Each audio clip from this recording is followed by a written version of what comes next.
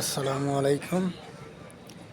প্রবাসী জীবনটা কত কষ্টের তা যে প্রবাসী না এসেছে তাকে ছাড়া বোঝানো সম্ভব না। তারপরও আমরা এই কষ্টটাকে আনন্দ হিসাবে মেনে নেই এই জন্যই যে আমাদের কারণে আমাদের ফ্যামিলিটা সচ্ছল অবস্থায় ফিরে আসে এবং দেশের রেমিটেন্স যায়। এই জন্যই সকলেই দোয়া করবেন আমরা যারা প্রবাসে আছি তাদেরকে আল্লাহ যেন সুস্থতা দান করে এবং সফলতার মুখ দেখতে পারে এবং হালাল উপার্জনের ব্যবস্থা আল্লাহ তাআলা করে দেয়।